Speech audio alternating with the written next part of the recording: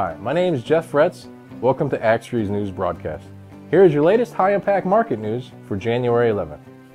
The euro strengthened markedly against majors as the ECB left its main refinancing rate at a record low 0.75%, and Mario Draghi said that the euro area economy will return to health in 2013.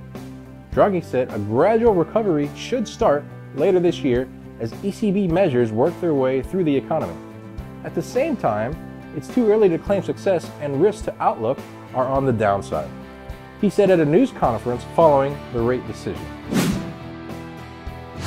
And other high-impact news, China's stocks fell the most among Asian markets after reports showing inflation accelerated more than forecast, limiting room for monetary easing to support an economic recovery. China's inflation is due to a 7th-month high as the nation's coldest winter in 28 years pushed up vegetable prices. Chinese stocks headed for the biggest drop in 8 weeks on concern that the quickening in inflation makes further policy loosening less likely, after data yesterday on exports and credit growth underscored the strength of the economic rebound. And now, the most important upcoming fundamental news for you today, selected for you according to market movement significance. At 3 p.m., the UK GDP estimate will occur, and then at 7 p.m., the US monthly budget statement is also expected. And now the latest news for your major currency pairs. Up first, the euro.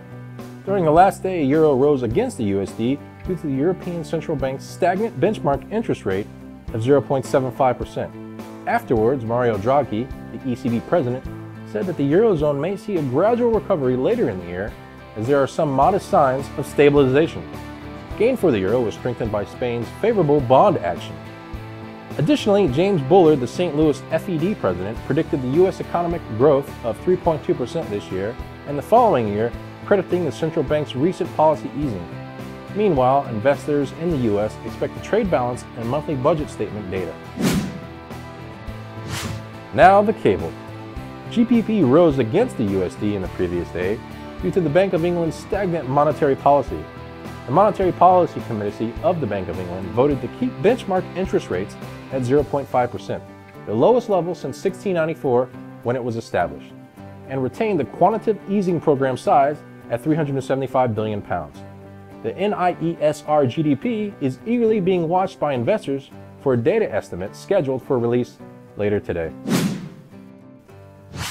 And finally, the dollar yen. During the previous day, the USD grew stronger against the Japanese yen. Earlier this morning, the government of Japan approved a 10 trillion yen new emergency stimulus package to energize the nation's economy and bolster growth. Alternatively, Japan's trade deficit merchandise increased even more for the month of November. Finishing up our broadcast is the Multitrader section. Each day we present a strategy with its description and current trading detail to support your investment decisions. Today's Multitrader strategy is Trader's Cap, which is one of the average risk strategies. It made a 2.62% profit last week, and today we have chosen its monthly gains for the last 3 months to give you more insight into the performance characteristics of this strategy. During the last 3 months, the strategy achieved these gains. The performance is stagnant. Meanwhile, November was the best month for the strategy. Its performance declined slightly in December, yet it still managed to get a profit of 1.07% and achieved a profit of 1.21% so far this month. All of these strategies with information about performance and other characteristics can be found on our website. That's it for today. Don't forget to tune us in on Monday for more in-depth currency news that matters to you. And also, don't forget to like us on Facebook and Twitter. Have a great weekend. Goodbye.